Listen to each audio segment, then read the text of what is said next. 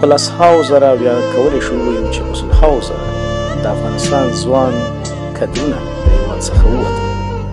لویه غمیزه وه، دې کې شک نشته، خو اساسي ستونزه دا وه چې په لوی لاس داسې یو روایت په ولس باندې تحمیل شو چې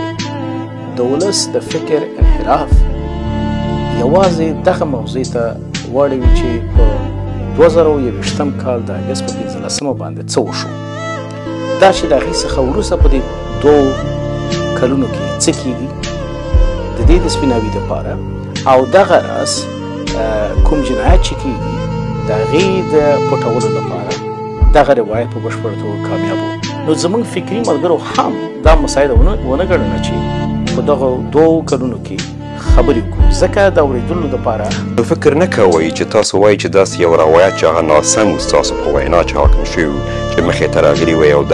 همغه روایت په تړاو مو سپیناوی ورکړی وی، ناسم مو ثابت کړی وی؟ موږ د دغه تپل شوي روایت په مقابل کې کمزوري وو. ولې کمزوري وي؟ دلیل یې څه؟ موږ دغه سټیج نه درلوده د پایله، لیکن زه یقین لرم چې خلکو به تاسو نه غوښتنه کړې وي د خبرو. بلکل خبرې شوي دي، یوازې د رسنیو په مخ کې نه دي شوي. زموږ فعالیتونه د رسنیو نه تر شا د نورو ملګرو سره او نورو ژورنالو سره دوام درلود. نو اوس ولې حاضر شوي چې خبرې وکړي د همدغه سقوط د څرنګوالي په تړاو؟ فارس صاحب، زما شخصیت د حکومتي د هېواد د حکومتي او سیاسي قضایاو سره تړلی دی. بله خبره دا ده چې ملي سیاست کومه پروژه نه ده چې د پیل او پای ټکې ولري یا د پیل او پای نیټې ولري. د ژوند تر پایه پورې د هېواد د قضایاو په اړه باندې به موږ نظر ورکوو، موږ به فعال اوسو او فعالیت به کوو. څه داسې بدل شول د څه شي چې اوس تاسو حاضر یې چې په دې تړاو خبرې وکړي؟ هدف مې دا دی چې د 2 کاله ولې مو چوپتیا خپره کړې وای، اوس څه بدل شول؟ په سیاست کې دا کوم استثنایي خبر نه ده. چوپتیا هم راځي، هغه د خپلو دلایلو له کبله چې چېرته مؤثر وي چېرته مؤثر نه وي. اما بالاخره یوه موضوع واقعیت چې خلک باید د حقایقو څخه پټ ونه ساتل شي. نو که د حقایقو خبره اوس تاسو وکړله، ستاسو ملګري مخې ته راغلل، د سقوط د څرنګوالي په تړاو خبرې وکړې او یو روایت جوړ شو. تاسو وایئ چې دا روایت ناسم و، نو تاسو څه داسې نوي لرئ چې فکر کوئ دغه شته روایت ناسم ثابتوي؟ داسې کوم نوی څه تاسو سره شته؟ باري صاحب، موږ او تاسې پوهېږو مثلا که اوبه جوشیږي نو 100 درجو ته اړتیا لري، اما د دې لپاره چې 100 درجو ته ورسېږي 9 درجې باید طی کړي. ټول تمرکز د روایت دا و چې په 15 د اګست 2021 کال کې څه پېښ شو. اما د ولس حافظه په لوی لاس داسې منحرف شو چې د دې څخه پام وړی چې په تېرو 20 کالو کې څه پېښ شو. لومړی له پیله 20 کاله مخکې سره دی چې زموږ یوه لویه لاسته راوړنه د افغانستان د ملي وثیقې یا د اساسي قانون لاسته راوړنه وه، خو د حکومت په جوړښت کې داسې لویه اشتباه یا داسې کوږ تهداب کېښودل شو چې د افغانستان غوڅ اکثریت حذف شي، قدرت په لوی لاس یوازې محدودو اقلیتي تنظیمي ډلو ته وسپارل شي. په 2002 کال کې د طالبانو د سولې وړاندیز رد شي، د اسلامي ګوند غړي د بن کنفرانس ته ونه غوښتل شي. په 2013 کال کې چې کله د دوحې دفتر پرانیستل کېږي او د سولې مذاکرات یقیني پیل کېدای شوی، ځکه چې هغه وخت په هېواد کې څه د پاسه 140,000 بهرني ځواکونه وو او هغه وخت کې د افغان حکومت لخوا نه د سولې ټول مذاکرات بندېږي د دوحې د دفتر سره. نه یوازې دا چې بندېږي بلکې 11 غیر عملي شرایط ورته ایښودل. خو په تاسو باندې هم تور و چې د سولې بهیر ته ډېر زیات ژمن نه یاست، دې ته بری شو. خو که راځئ دې نه پیل کړو چې ستاسو ډېری ملګري چې مخې ته راغلي دي دوی داسې وایي چې ګواکې افغانستان کې طالبانو ته د واک سپارل دا یوه دسیسه وه، د یو معاملې له مخې ترسره شو دا کار. جمهوریت نه دی مات شوی. تاسو په همدې باور یې؟ زه به ستاسو لومړۍ ټکي ته راشم چې زموږ مسؤلیت د سولې په مقابل کې بالعکس هغه کارونه چې موږ د سولې دپاره وکړو په تېرو 40 کلونو هغې ته راځو. که تاسو دغه پوښتنه زما ځواب کړي چې آیا تاسو په دې باور یې چې د معاملې له مخې واک طالبانو ته وسپارل شو؟ کومه خبره چې زه کوم هغه دا ده چې د افغانانو د مالکیت او مدیریت لاندې د سولې پروسه یرغمل کړې شو. افغانان په لوی لاس د سولې د پروسې څخه وایستل شو. نه یوازې دا چې افغان حکومت بلکې افغان سیاسیون چې په حکومت کې وو هغوی ته هم فریب ورکړل شو. نو تاسو یې مخنیوی نه شوی کولی؟ موږ مخنیوی نه شو کولی ځکه چې موږ د سیاسي اجماع په رامنځته تګ کې او په ترلاسه کولو کې پاتې راغلو. دا سولې بهیر چې تاسو وایي یرغمل شو، چا یرغمل کړ؟ ګورئ د 2013 کال په پیل کې موږ بدون د قید و شرط نه د ولسمشر غني له خوا نه د سولې د مذاکراتو وړاندیز وشو. یوازې 4 میاشتې وروسته د هغې نه په بېسارې توګه د کمکي اختر اوربند وشو چې دغه د کمکي اختر بریالی اوربند یوازې د افغانستان د حکومت لاسته راوړنه وه. له هماغې ورځې نه وروسته تر هماغې ورځې پورې د سولې پروسه د افغانانو تر مالکیت او مدیریت لاندې. له هغې نه وروسته زه تاسو ته وایم اوس د هغې نه وروسته چې کله د امریکې د متحده ایالاتو او د طالبانو ترمنځ خبرې پیل شوې د سولې برخه په بشپړه توګه ترېنه وایستل شوه. نو معنا دا چې امریکا یرغمل کړه یا د امریکا په خوښه باندې دا کار وشو؟ هدف مې همداسې دی. هدف مې دا دی چې د منطقې هیوادونه د امریکې متحده ایالات، پاکستان، طالبان د دوی علاقمندي د سولې دپاره نه وه بلکې څه ډول کولی شوی چې دوی د هیواد څخه ووځي او د طالبانو سره داسې یو موافقې ته ورسیږي چې بالاخره څنګه کولی شي په اصطلاح ترورستان په افغانستان کې. نو ستاسو حکومت ولسمشر هر کله د افغانانو د ملي حاکمیت خبره یې کوله او دا یې ویل چې ګواکې د خلکو په رایه باندې راغلی دی او ځان یې تر ډېره خپلواک ښوده. نو معنا دا چې تاسو خپلواکي نه درلودله؟ ګورئ د خپلواکۍ موضوع نسبي ده. د 2001 کال نه وروسته چې د هغې نه مخکې موږ په افغانستان کې په بشپړه توګه ګډوډي درلوده. د 10 کالو لپاره حکومت نه درلوده، اردو نه درلوده، پوځ نه درلوده. د نړۍ د یو عمومي اجماع تر چتر لاندې نړیوال ځواکونه او نړۍ افغانستان ته راغله.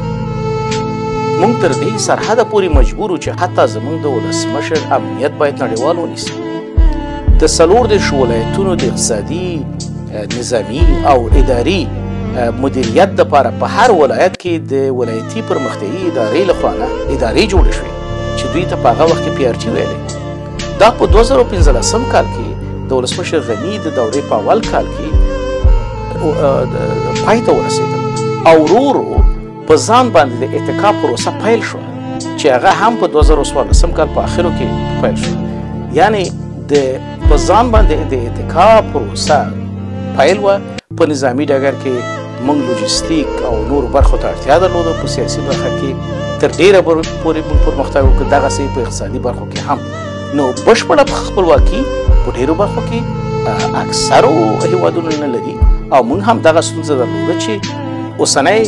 استبدادي نظام چې په کابل کې په خپلو چارو کې خپلواکه وایي. همدا خبره تاسو ته زه کوم. همدا اوسنۍ استبدادي اداره چې په افغانستان کې حاکمه ده، آیا دوی خپلواک دي؟ آیا دوی کولی شي چې یوه اونۍ بدون د نړیوالې مرستې نه ژوند وکړي؟ د چارو د پرمخ بیولو دپاره موږ په ډېرو مسایلو کې خپلواک وو، اما په ډېرو مسایلو کې نړیوالو سره مشورو ته اړتیا درلوده او دا به دوام کوي. اوس هم دوام لري، راتلونکي کې به دوام کوي. البته طالبان دوی وایي چې دوی خپلواک دي او هغه مرستې 40 میلیونه چې یادېږي دوی وایي چې یوازې هغه په خلکو باندې د ملګرو ملتونو له لارې ویشل کېږي او دوی ته نه رسېږي. دا البته د دوی وینا ده چې دا یادونه باید وکړو. خو کله شو بیرته د سولې موضوع ته. رښتیا د سولې په برخه کې څومره تاسو هلې ځلې کړي دي؟ ځکه په تاسو باندې تورو ستاسو د متحدینو له خوا نه هم د امریکا له خوا نه د امریکا په استازی البته د زلمي خلیلزاد حتی ستاسو د خپل د حکومت خلکو په تاسو باندې دا تور پورې کوي چې ګواکې کله پوه شوئ کله حکومت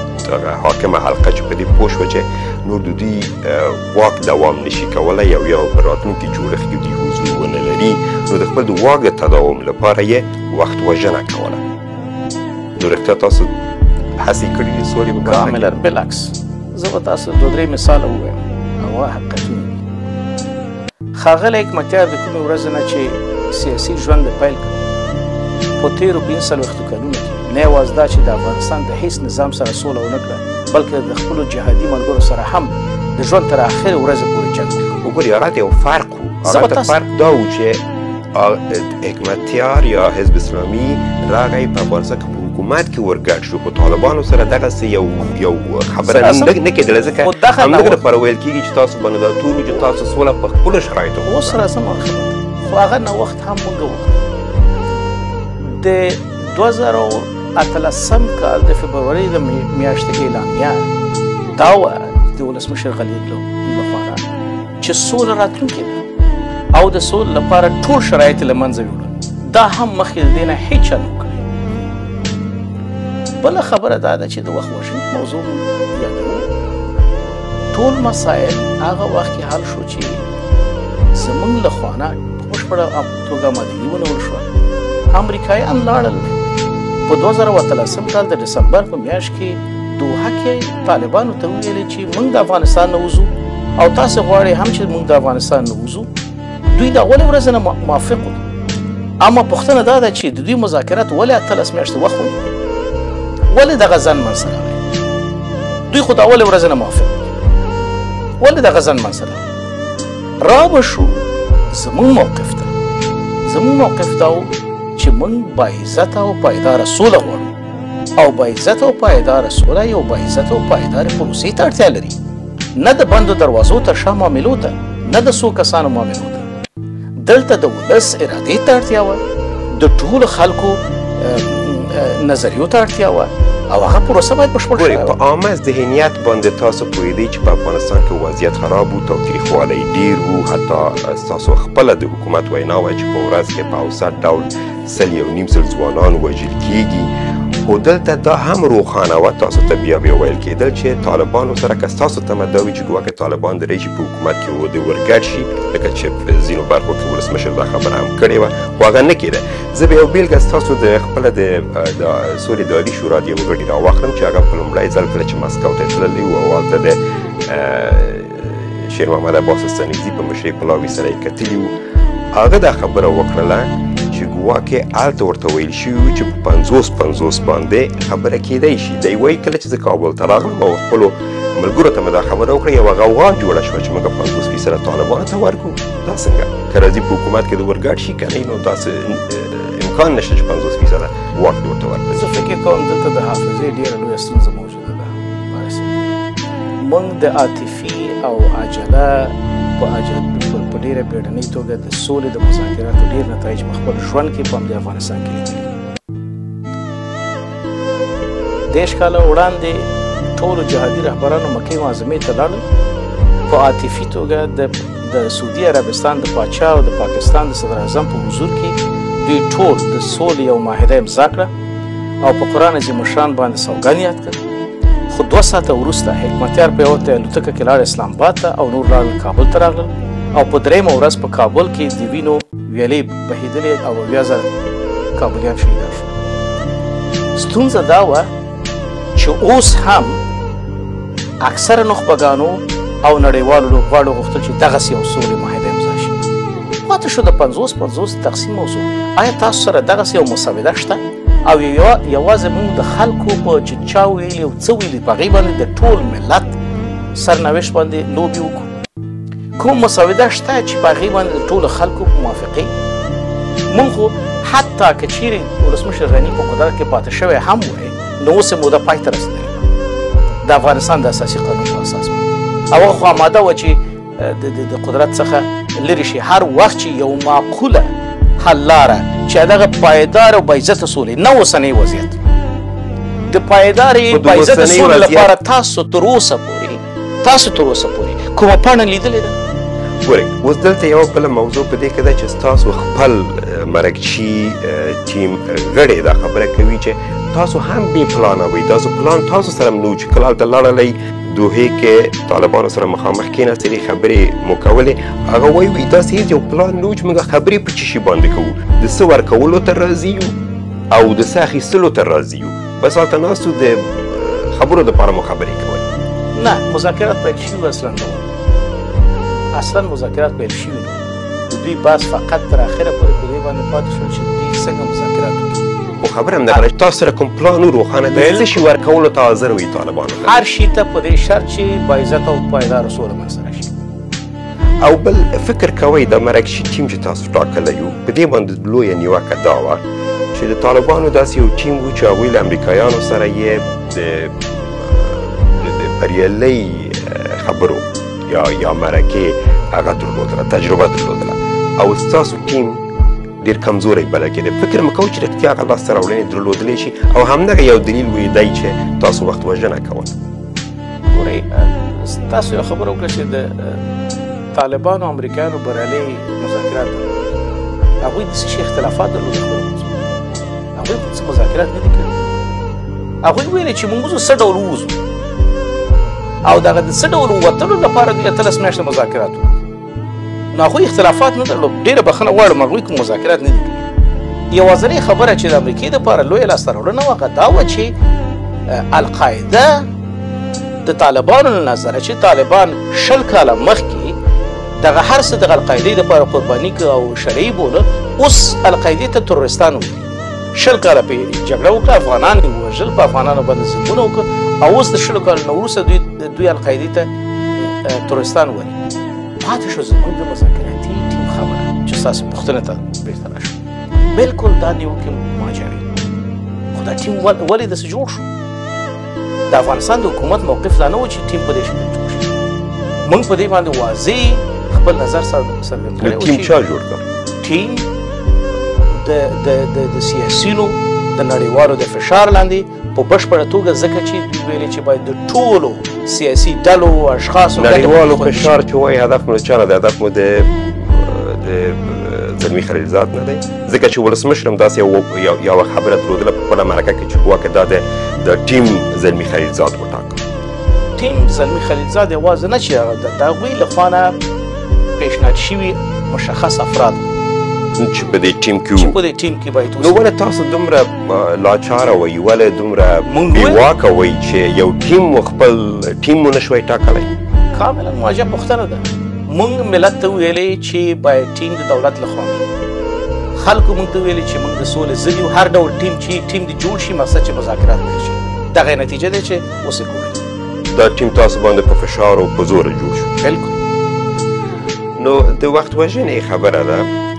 یوه بېلګه د وخت وژنې چې وړاندې کېږي د ولسمشریزې ټاکنې وي ځکه په هغه کې نه نړیوالو تاسو سره همغږي درلودله نه هم سیاسیونو تاسو ته دا سلا ورکوله او نه هم په کور دننه شرایط ورته برابر فکر نه کوئ چې دا یو اشتباه نه وه او د ټولو سیاسیونو نومونه چې تاسو واخیسته چې د هغوی سره نه وه خو د دوی حل لاره څه وه دوی حل لاره وخت وینا دا وه چې باید ټول پام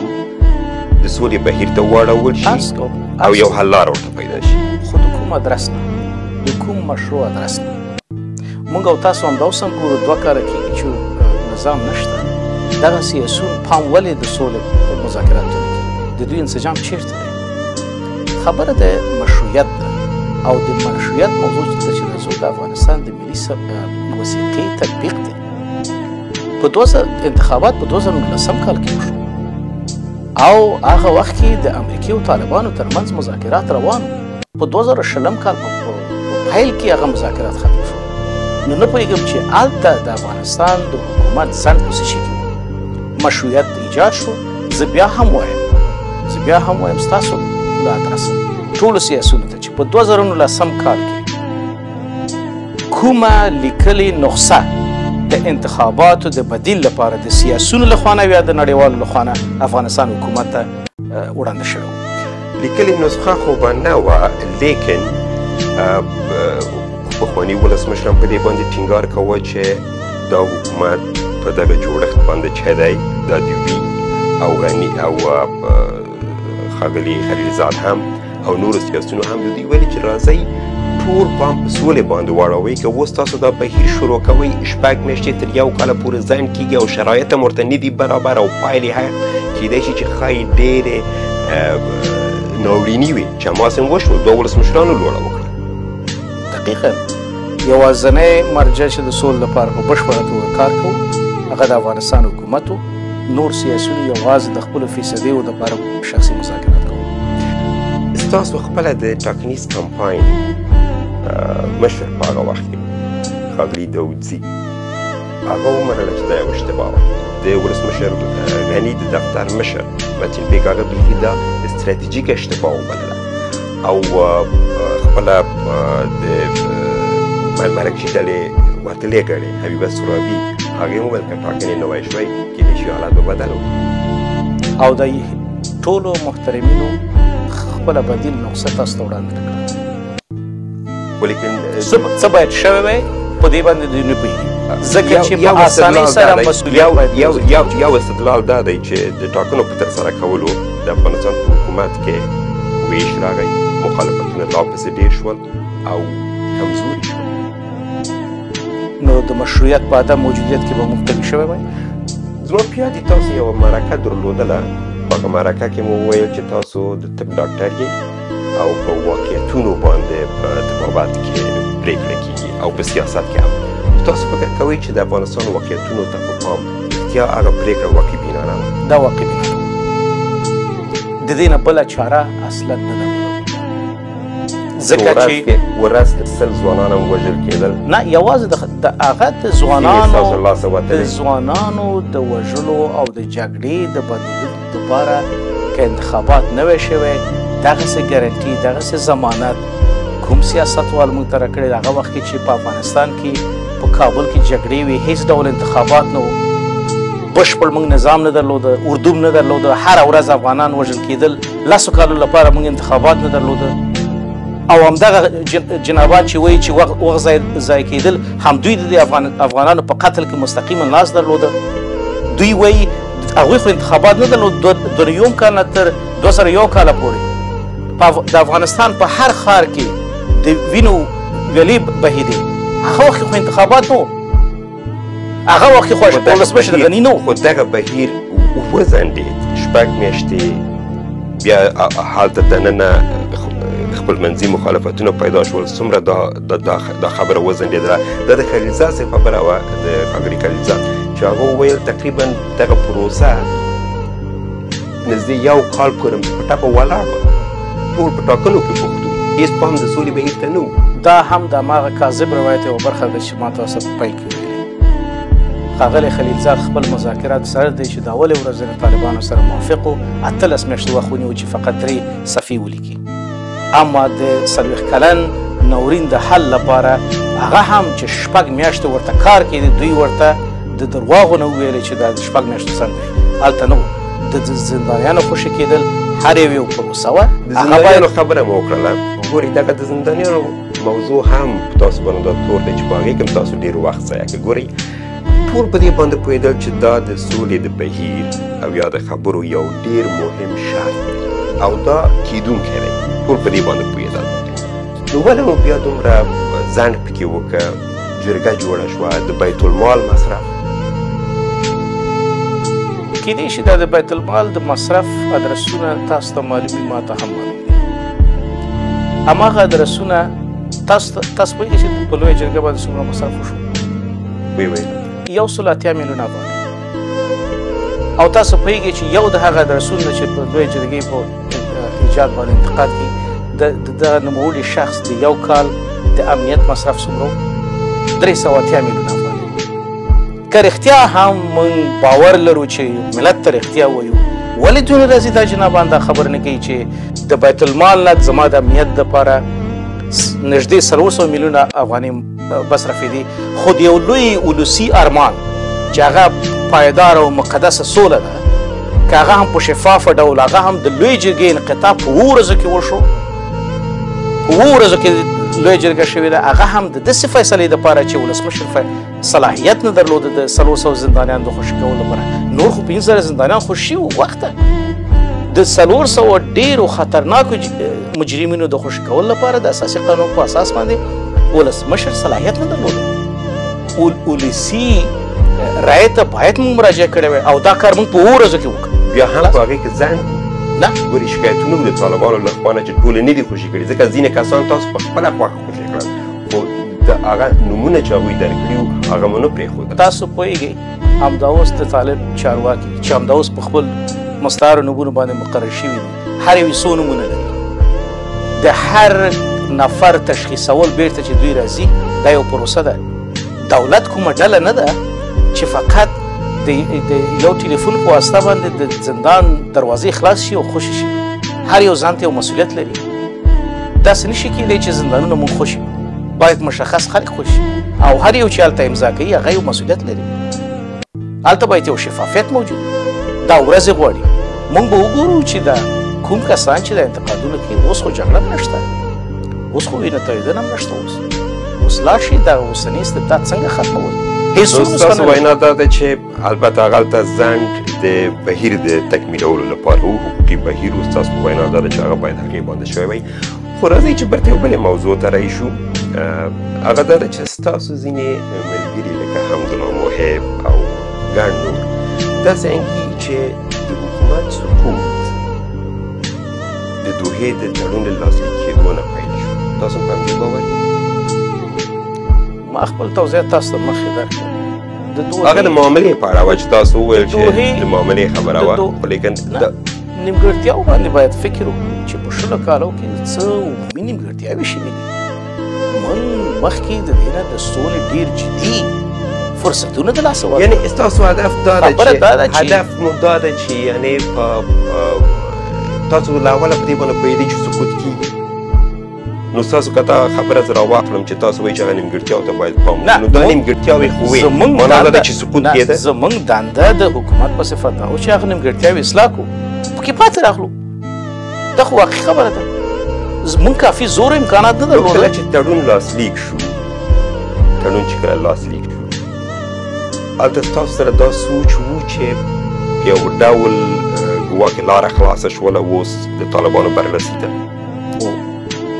ځکه چې په تړون کې د افغانستان اسلامي جمهوریت په بشپړه توګه حذف شو او هغه سیاسیون چې هغوی ته وعدې ورکړل شوي چې ګواکې یوازې حکومت به لرې کېږي او د هغوی فیصدۍ په قدرت کې به پاتې کېږي او هغوی ته هم د ښو ورځو د راتلو وعدې ورکړل شوي وي هغوی هم حذف شو او بالاخره یوازې لاره طالبان ته پرانستل شو نو د دوحې د بدنامې معاهدې چې هغه هم د سولې معاهده نه وه هغه د بهرنیانو د وتلو معاهده وه په هغې کې د افغانستان د خلکو د افغانستان د سیاسي قشر او د افغانستان د اسلامي جمهوریت اصلا موجودیت پکې نشته بیا دا حالت هم چې ولیده ولې زر لاس په کار نه شوي ولې وروستي شیبې ته منتظار وایسته هدف هم د وروستي شیبو نه شوي که هدف هم دا وي چې دغه حقایق ولسویل شوي حقایق وویل شو د ولسمشر لخوا نه په ټولو ویناو کې وویل شو په ټولو لکچرونو کې د هغوی لخوا نه وویل شو اما دا چې تر وروستي شیبو پورې موږ ولې پاتې شو موږ مسؤلین یو موږ د افغانستان د نافذه قوانینو په واسطه باندې کومې وظیفې چې وي هغه باید موږ ترسره کړی تاسو همدغه ته منتظر وئ چې دا سقوط وشي دغسې یو حالت راشي ولې یو منځ لارې انتخاب لپاره محالظه نه کولې تاسو تر ډېره په تاسو باندې هم دغه نیوکه ده چې تاسو محاسبې ناسمې وې د خپل واک په تړاو مو سمه محاسبه نه درلودله د خپل د ځواکونو په تړاو مو سمه محاسبه نه درلودله خبرې مو د هغه پامیانه ډول لویې کولې خو په عمل کې هیڅ مثلا هدف هم د کومو محاسبو نه ده ولسمشر په کابل پوهنتون کې خبرې کولې یو اکاډمیک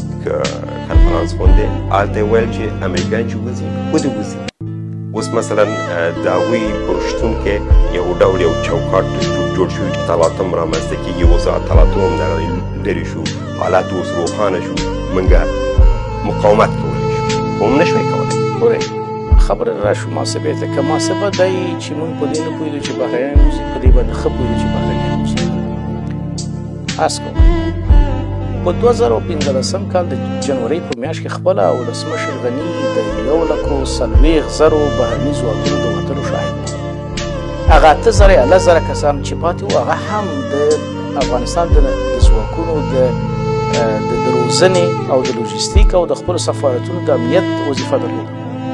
بهرني ځواکونه 2 کاله 8 کاله مخکې وتلي وو. دغه آخري وتل چې و دا د بهرنیانو د ډیپلوماتانو د هغوی د امنیتي کارکوونکو وتلو چې دا د سقوط په معنا ده. د دې اټکل هیچا نشو کولی. لیکن خلیلزاد په ټولو ناستو کې په مطبوعاتو کې وکړه چې په روښانه یې ویل چې هغه په روښانه ډول په روښانو ټکو دا خبره تاسو ته کړې ده خو تاسو یې منلو ته نه یې. چېرته ویلي چې په روښانو ټکو ویلي چې د امریکې سفارت به د افغانستان نه وځي؟ د خپله د سرور دانش هغه وویل چې ډېر په روښانه ټکو یې موږ ته وویل چې امریکا ماته خوړلې ده دا ځواکونه مکمل وځي. موږ په دې باندې پوهېدو چې هغه پاتې ځواکونه وځي. ځواکونه وتلي وو 8 کاله مخکې، همدا پاتې ځواکونه 8,800 کسان چې دي موږ په دې باندې پوهېدو چې وځي. لیکن ستاسو ځینې ملګري لکه د حمدالله محب یادونه وکړم هغه به ویل چې موږ ته په غونډو کې به بل شی ویل کېدل دا ضد نقیض ویناوې نه دي. د ضد نقیص ویناو هلته کېدای شي تاسو په نورو موضوعاتو ته به اشاره کوئ. ضد نقیص ویناو خبره خو د هغه روښانه په CNN ټلویزیون کې مرکه کې ویلې په انګلیسي ټکي وکارول چې we couldn't see the writing on the wall چې دوی وتل. ما خپله دا مرکه نه ده لیدلې خو دومره ویلی شم چې د ځواکونو د وتلو په هکله باندې موږ بیخي په دې باندې پوهېږو چې دوی اوسي. خو راځئ د ناسمه محاسبې باندې ستاسو کار بیا هم تم شو. د ولسمشر غني قومنده په ټول افغانستان کې چلېده. زه د نظامي برخې مامور نه وم. دا چې هره ورځ احصایه واخلم او د قومندو د عملي کولو نه عملي کولو یو احصایه تاسو ته وړاندې کوم. زه په دې برخه کې زه معلومات زه باید تاسو ته اسانه کړم. خپله ولسمشر غني د زلنسکي په تړاو ده وویل چې د هغه قومنده په ټول هیواد کې چلیږي. د یو موټي ولسمشر دی او طبیعي ده چې د هغې پرتله له افغانستان سره نه کېږي او دې نه ښکاري چې زه قومنده نه چلېدله په ټول افغانستان کې. په افغانستان کې ډېر داسې مسلط ځواکونو غیر مسؤل ځواکونو هم په شمال کې هم په جنوب کې هم په شرق او هم په غرب چې د محلي او یا د مرکزي ځواکانو لخوا نه هغوی تبلیغ کېده. هغوی د خپلو مشرانو نه امر اخیسته. طبعا د مرکزي حکومت د ولسمشر اوامر هلته نه چلېدل. همدغه دلیل هم و چې یو د ولسوالیو او د ولایتونو هغه چټک سقوط د همدغه زورواکانو او ملیشو موجودیت و. خو همدغه انتقاد تاسو باندې همدغه دی چې که نه ستاسو په محاسبه کې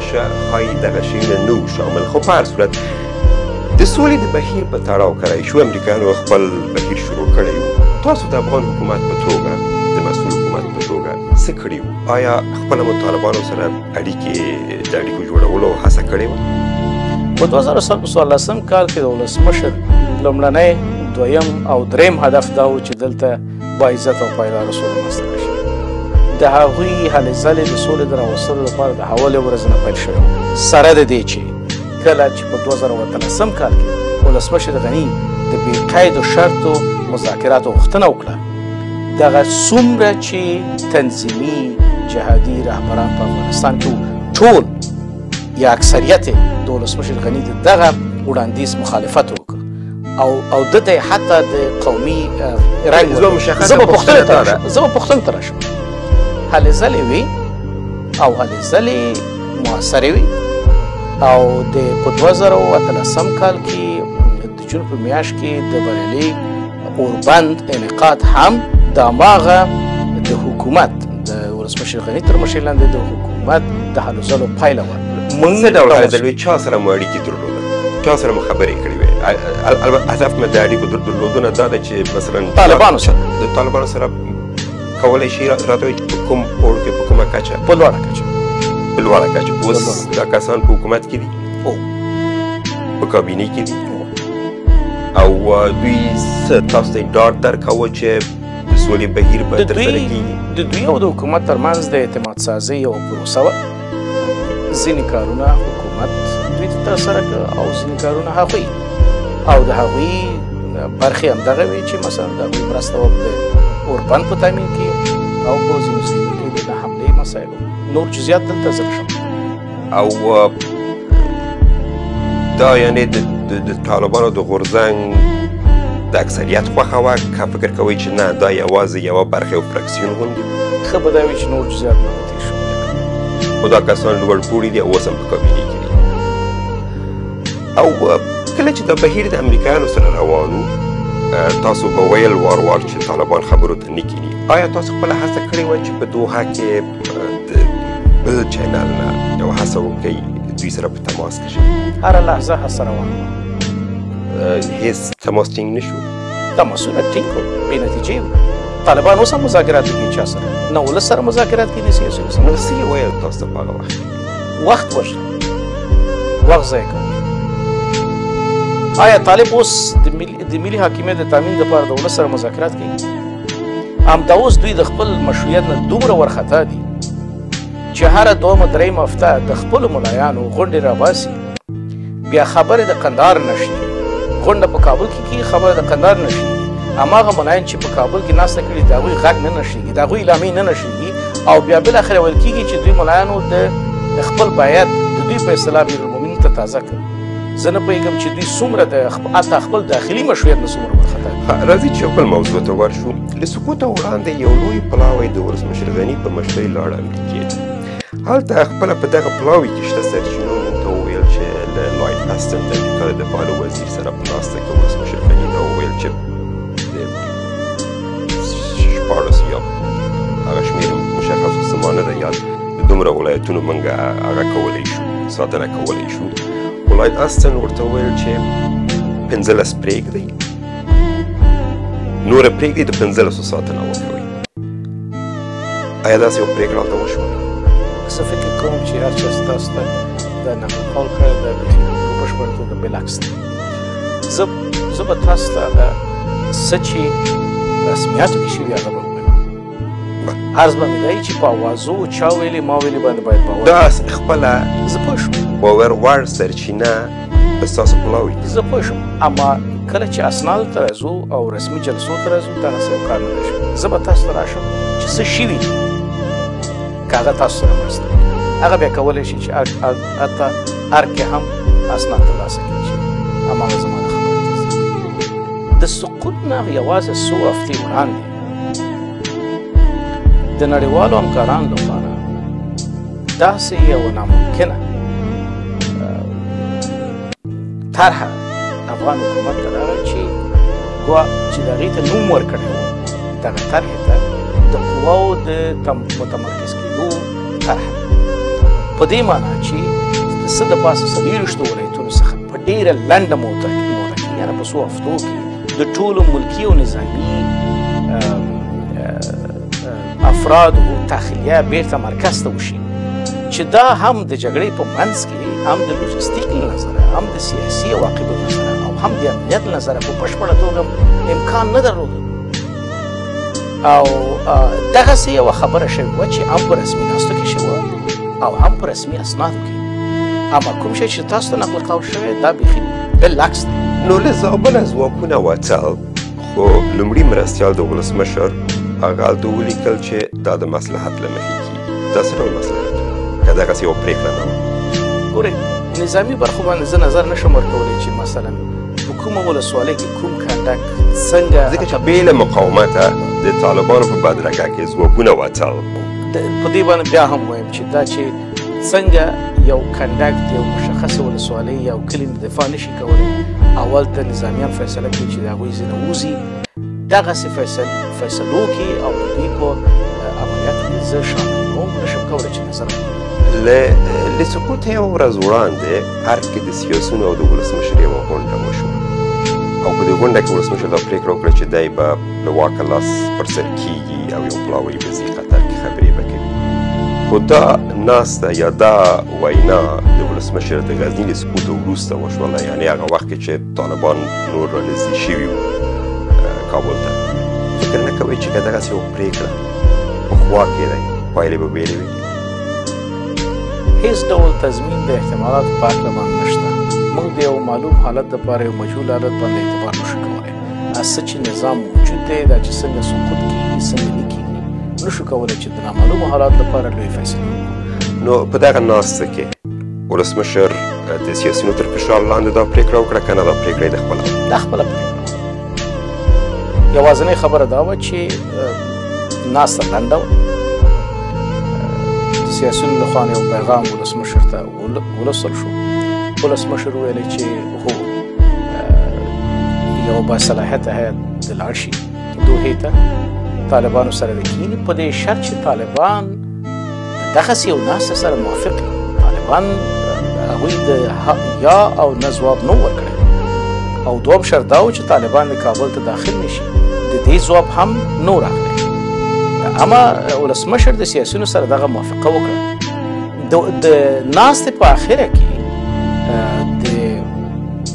د غونډې یو ګډونوال ښاغلی یونس قانوني ولسمشر ته ویلې چې یو شمېر سیاسیون چې اکثر یې هم په دې ناسته کې موجود دي سبا په اسلام آباد ته تلونکي دي او که امکان ولري چې د همدې جلسې فیصله واخلو او تاییدي واخلو چې د هیئت د راشي. په دې وخت کې ولسمشر خواشینی کېږي او په غوسه کېږي او وایي چې په داسې حالت کې چې هره ورځ ولسوالۍ ولایتونه د پاکستان د یو نیابتي ډلې لخوا نه سقوط کېږي څنګه کولی شو په کومه سترګه زموږ د مشرانو یو هیئت د اسلام آباد ته راشي او ولسمشر د غونډې څخه وځي او پس له هغې نه سیاسیون یو بل سره خبرې کوي او وایي چې اوس خو صلاحیت او مسؤلیت ټول زموږ په غاړه ده راځئ چې دا اوس حل کړو او زموږ لخوا د حکومت هدف دا و چې څنګه زر کولی شو دا هیئت دوحې ته واستوو چې هغه بیا عملي نه شو. فدري صاحب طالبانو اعلان کړی و چې کابل ته ننوځي. البته دې ناستې نه یوه ورځ وروسته خو ولسمشر له افغانستانه ووته. دلیل په څه شي کې و؟ ویره وه که کومه بله محاسبه؟ دغه اعلان نه و شوی. که خبره تاسو فقط د طالبانو ویان په ډېر روښانه الفاظو پر ټویټر وویل چې هغه وخت کې چې دوی په ټویټر کې ویلي هغه د 2020 کال د اګست د میاشتې د 15مې نېټې شاوخوا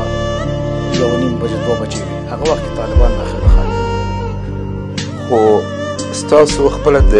ولسمشر د دفتر رئیس البته متین بیګ د ډېر په واضح توګه BBC ته وویل چې موږ طالبانو سره داسې تفاهم ته رسېدلي وو چې کابل ته د نوموړي سره زه یو ځای ناستم په هغه ورځ کې چې دغه خپله هم ټویټ وکړ او موږ داخل دار کې هغه هم نه پوهېده چې دارک نه باندې څه پېښېږي او دا هم موږ په دې باندې پوهېږو چې کله پرېکړه په دې باندې وشوه چې طالبان باید کابل ته ننوځي په هغې کې هغوی یعنې راضي نه وو. دا خپله د امریکایانو وینا دا وه، خپله د طالبانو د مشرانو د ملا برادر وینا هم دا وه چې پس له ډېرو ناسو اوږدو بحثونو به دوی دې ته غاړه کېښوده چې کابل ته ننوځي. تاسو د دوحې د دفتر خبرې کوئ، ځمکني حقایق نه اوس د خلیل حقاني ډله د کابل د ښار په ستاسو د حکومت په تړاو یو بله خبره دا مشهوره ده چې داسې کېږي چې یو دلیل د سقوط همدا هم و چې واک د دریو کسانو په لاس کې و. هغې ته د غني فضلي او مهم مثلث ټکی هم کارول کېده یا ځینو کسانو به ورته درې کسیزه جمهوریت ویلې او داسې ویل کېدل چې واک د همدغې دریو کسانو په لاس کې انحصار دی او د ولسمشر اړیکې له نورو سره مکمل پرې شوي. ګورئ دا د ساده سازۍ او د مسؤلیت نه د تېښتې لپاره دغسې اوازې خپرېږي. جمهوریت یو لوی چت و. هلته لږ تر لږه که کابینې ته راشو نیمایي کابینه د ښاغلي عبدالله پورې که پارلمان ته راشو مستقل خلک و هلته د پارلمان غړي ټول سیاسیون په حکومت کې شریک وو. دوی په حکومت کې سفیران درلودل، ټول سیاسیون. دوی په حکومت کې کنسولګرۍ درلودې، دوی په حکومت کې والیان درلوده، د امنیې قومندانان درلوده، ښاروالان درلوده، رئیسان درلوده، معینان درلوده. نو دوی په نظامي پلوه، اقتصادي پلوه، سیاسي پلوه ټول شریک دي. تاسو داسې یو شخص واخلئ په نخبګانو کې، سیاسي نخبګانو کې چې دوی په حکومت کې شریک نور، نو دغه د انحصار موضوع له اساسه بې بنیاده ده. خو د دوی وینا دا ده، یعنې په تاسو باندې هغه تورونه چې دا ده چې ټولې پرېکړې اکثریت په ارګ کې کېدی او تر ډېره دغه 3 کسان به پکې ښکېل وو او بل وینا دا ده چې ولسمشر ته څوک نه پرېښودل کېدل. دا یوازې د افغانانو خبره نه ده، ستاسو د نړیوالو همکارانو خبرې هم دي. زه به یو بېلګه د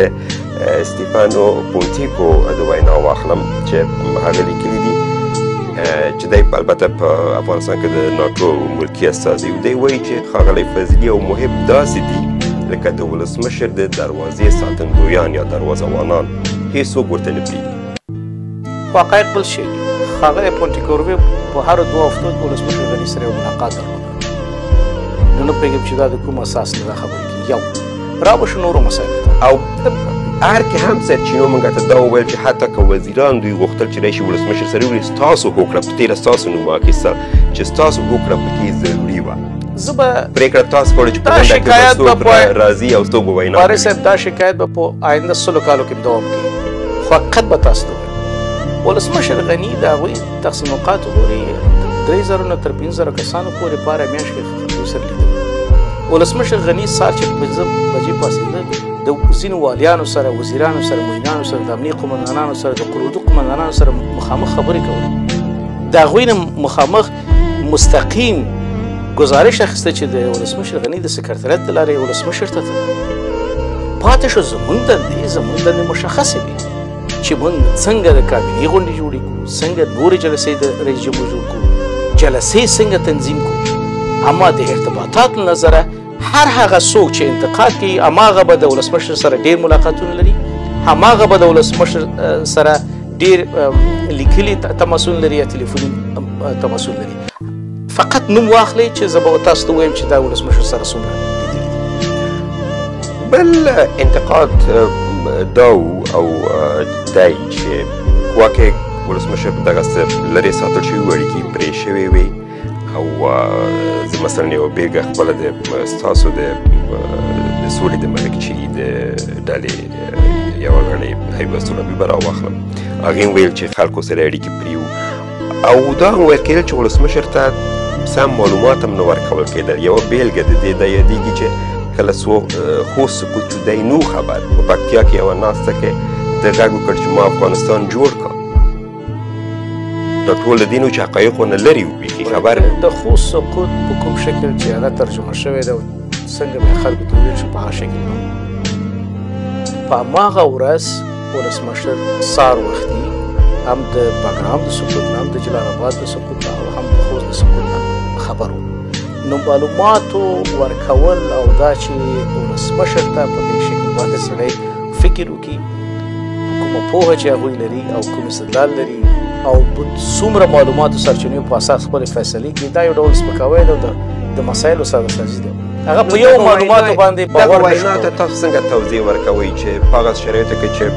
جنګ روان و، هر ورځ وژنې وې، چاودنې وې، دی په پکتیا کې یوه خبره وکړله چې ویلې ما افغانستان جوړ کیدای شي هغه د کومې پروژې مثال ورکړي او یوازې هماغه جمله اخیستل شوې. زه دغه ټوله وینا ما نه ده اورېدلې او یا کیدای شي تاسو هم ټوله وینا نه یې اورېدلې. موږ واورېده او وایي چې کیدای شي د څو پروژو نومونه اخیستي. پروژې نوم هم نه و هغسې دی وویل چې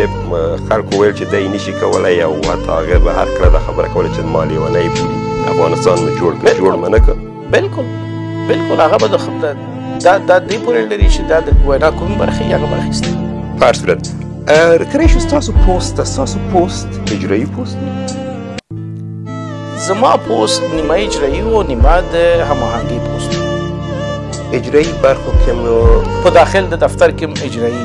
صلاحیت خو داسې ستاسو باندې تور دی چې البته دا خو معلومه ده چې ځواکمن کس وایي په حکومت کې او هغه د تور هم دی چې درې کسانو په لاس کې واک و. خو دا تور دی چې تاسو خپل پوسټ هم اجرایي کړی و. په تعیناتو کې مې لاس واهه، په ګمارنو کې مې لاس واهه،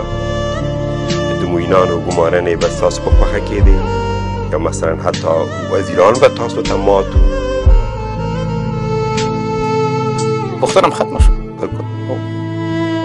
بیا هم که چیرې موږ د افغانستان د حکومت تشکیلات باندې پوه شو دا مشکل حلیږي. د افغانستان د ټولو ولایاتو د مرکز په شمول د ټولو ملکي ادارو مقررې د افغانستان د اداري اصلاحاتو د ملکي خدماتو د مستقلې ادارې لخوا نه کېږي چې ټول رئیسان پکې شامل او دا موږ د 470,000 مامورینو نوم اخلو چې د دغې ادارې لخوا نه کېږي. د افغانستان د سیمه ییزو ادارو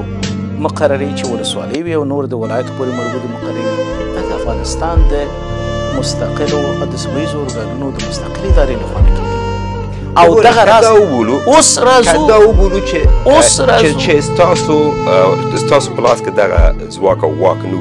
نو دا وزیران دوی به ولې تاسو ته درمات تاسو باید پوه شئ چې د وزیرانو وزیر صاحبانو ملاقاتونو ما سره د څه شي دپاره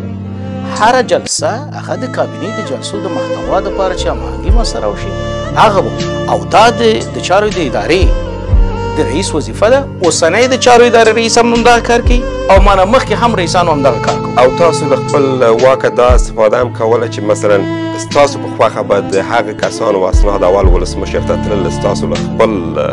توضیحاتو سره چې هغه تاسو غوښتل که تاسو نه غوښتل دغه کس اسناد به نه ورتلل ولسمشر ته تعیناتو په برخه کې یا نور هر مسله چې به وه د پیشنهادونو د تعیناتو مسایل چې دا مستقیما ولسمشر ته دغه ادارو مستقلو ادارو لخوا مستقیما شخص د ولسمشر ته د هماغه ادارې د مشر په واسطه پاتې شو. نوره خبره ده د اجنداګانو موضوع ده د اجنداګانو یو لوی لیست ولسمشر ته چې په هغې کې ټول شامل هغوی د خپل لومړیتوبونو په واسطه باندې یاداشت وه چې کومې باید په اجندا کې شامل شي او د هغې لپاره موږ به آمادګي نه وو د جلسو لپاره. دې لپاره چې وخت کم دی پوښتنې ډېرې زیاتې دي ری به شو د فساد موضوع ته ځکه چې دا هم یو مهم اړخ دی. ما راتلو نه دلته مخکې د انترسپټ مجلې یو رپورټ وکتل چې هغې دلته یې لیکلي دي چې زه به یې هماغه ټکي راواخلم د افغان نخبګانو حرص ځانځاني یا ځان غوښتنه د هغه تیزابو کار وکړ چې د افغانستان تاسیساتو ونړول. نو فضلي صاحب تاسو خو د هغو نخبګانو په ډله کې وي چې هغه د نخبګانو نخبه بلل کېده. د انترسپټ دا خبر رښتیا ده. فساد په هره ټولنه کې د سرطان حیثیت لري اما یوازې د تور په لګولو او د تور په ردولو سره مشکل نه حلېږي. ځینې د شخصیت وژنې دپاره بې بنسټه او د درواغو تورونه هم لګول شوي دي. خو راځئ چې زه د داسې یو کس وینا راواخلم چې هغه ستاسو د ټیم غړی و سیروس الاف دی د ولسمشر د سوداګرۍ د برخې سلاکار و. دی په خپلو وروستیو څرګندونو کې وویل چې مثلا په یو بندر کې کله چې د مالي راټولېدلې هغه حتی تر ارګه پورې هغه هلته خلکو ته تلل او تقسیمېدلې ورکول کېدل او پارک خو تاسو ټول ما تاسو ته ویلې چې فساد پخوا مو اوس هم دی راتلونکي کې به اما عمومي تور لګول دا د مشکل حل نه دی. دغه محترم کس باید اسناد وړاندې کړی وای چې څوک دی او څنګه هغه د خپل د سترګو لیدلی حال څرګند خو د سترګو لیدلی حال باید راشي چې ووایي را به شم اصل موضوع ته دا مسایل دا تورونه په دې په تاسو باندې هم تورونه دي چې د چوکۍ په بدل کې مو پیسې اخیستې. ما ستاسو ته د مقررې موضوعات وویلې چې زموږ د چارو اداره د استخدام اداره نه وه خو اوس راغلی چې تاسو اجرایي کړې وه یعنې ولسمشر باندې دومره منلي وی چې ټول هغه کوم سند سره تاسو ته دغسې کوم سند رسېدلی دی چې زما په پیشنهاد سره د چارو د ادارې نه د باندې کومه مقرري شوې لیکن ستاسو ته ډېر نږدې کسان هدف مې ستاسو د ټیم د غړو نه دی چې دوی ما سره په خبرو کې حتی دا خبره ماته کړې ده. دوی خبرې به کوي خو هېڅکله به تاسو ثبوت نه وړاندې کوي ځکه چې هغوی د مسؤلیت احساس نه کوي. را به شب اصل موضوع ته به رسېد چې متاسفانه ډېرې محترمې رسنۍ ورته توجه نه کوي او دغسې افراد چې تاسو نوم اخلي هغوی توجه نه کوي. آیا مشکل په دې باندې حلیږي چې تور لګو او یو بل نفر مسؤل کس بیا تور ردوي په دې باندې مشکل حل شو؟ څنګه وکړو؟ فساد اول په اوله سطحه باندې په کلیو بانډو کې په ښارونو کې خلک پوهېږي عام خلک پوهېږي چې د یو ګاونډی 20 کاله وړاندې یو بایسکل نه درلوده نن لوی تجارتونه او لړپوړیزه ودانۍ لري. دا خپله دا نومونه پوهېږي، دا خو ډېر نومونه نه دي. خو ستونزه نیوکې په تاسو باندې همدغه دي چې ولې تاسو مخنیوی نه شوئ کولی، ولې پاتې راځم نورو ته. بله خبره دا ده چې څېړنیز ژورنالیزم دی. تاسې دا خو ډېر کسان نه دي. د هر یو د ژوند سطحه، د کورنۍ سطحه، د ورونو کسه، د کورنۍ د نورو غړو سطحه، د ژوند سطحه د حکومت څخه مخکې او وروسته وڅېړئ او نشر یې کړئ. د ډېرو مهمو سیاسي څېرو د کورنۍ غړي د میلیونونو ډالرونو شی لري، ښارګوټي لري، تجارتونه لري. دا خو باید پټ پاتې نه شي. او بالاخره کله چې ثبات راځي، یو مشروعیت راځي، د ولس په خوښه یو نظام، سیاسي نظام راځي، هلته باید د حقیقت موندنې یوه ډلۍ محکمه وي چې نه یوازې د تېرو 20 کالو بلکې د تېرو 40 کالونو، د تېرو 5 سیاسي دورو د ټولو حکامو څېړنه باید وشي. ښه، ستاسو هدف دا دی که نه څېړنه وشي تاسو به حاضر یې چې ورته ځواب ووایي. زه به لومړی کس یم. او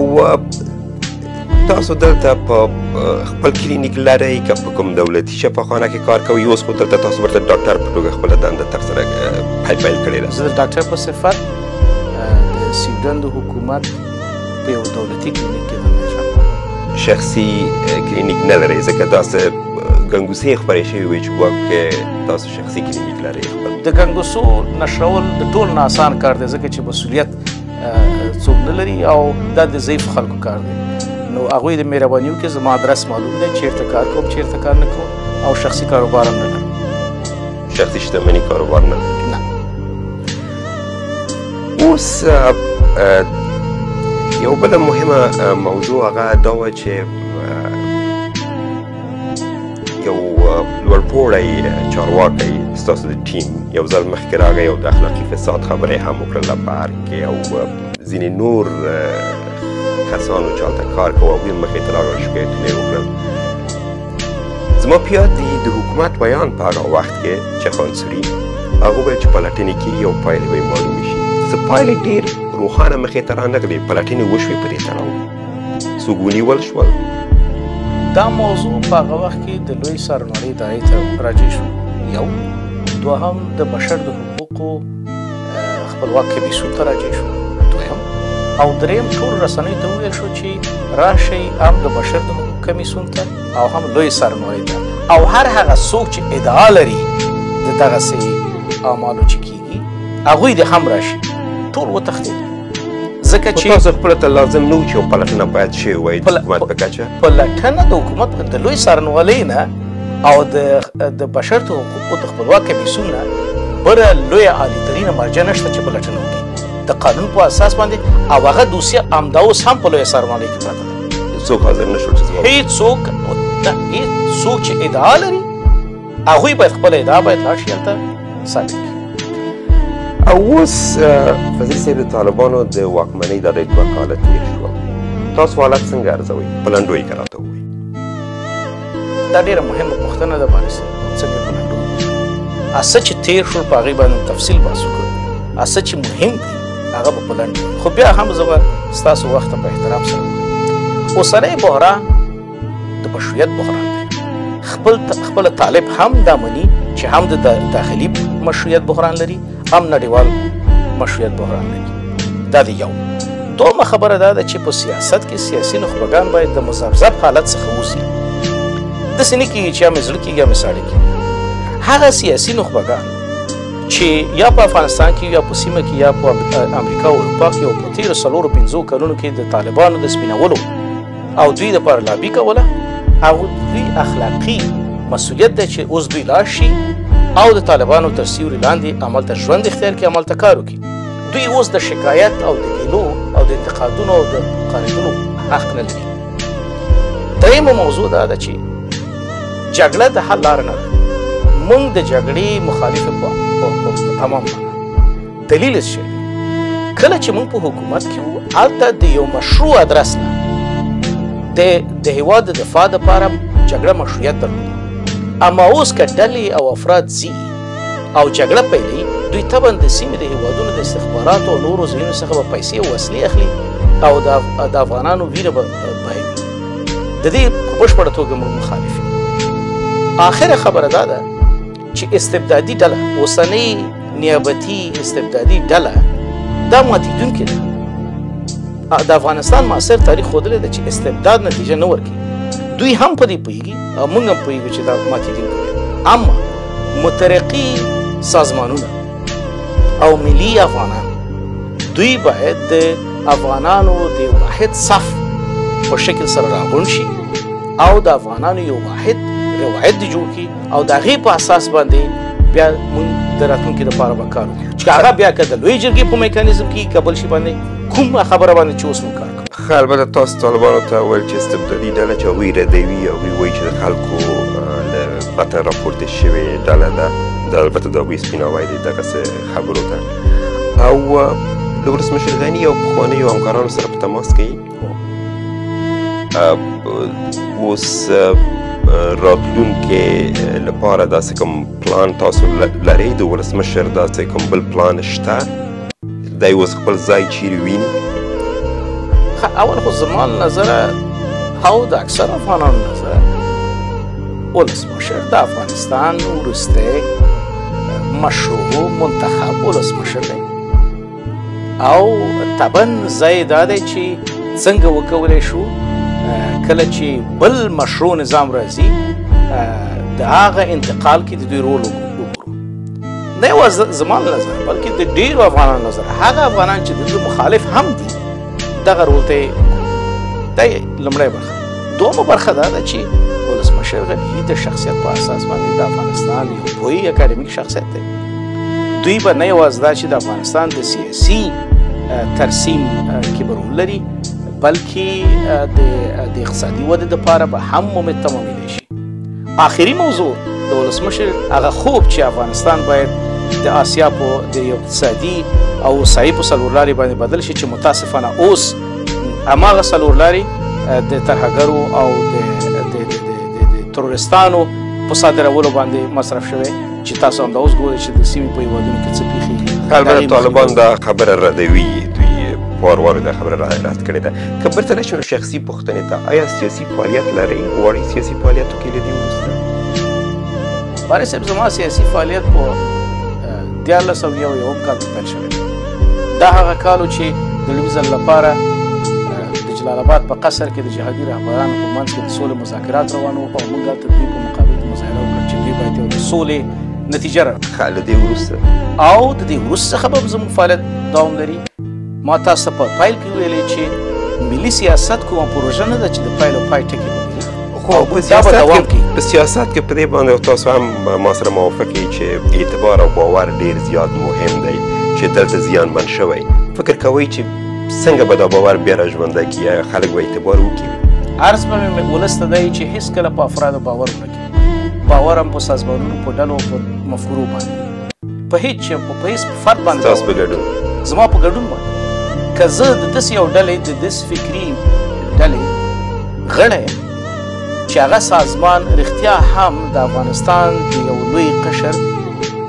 د افکارو منعکس کوونکي په هغې باندې باور کوي. په افرادو باندې باور دا یو ناکامه تجربه ده. زه هم مخالف یم، راتلونکي ولس هم باید مخالف وشي. وزیر صاحب ډېره زیاته مننه. ډېره مننه. تشکر.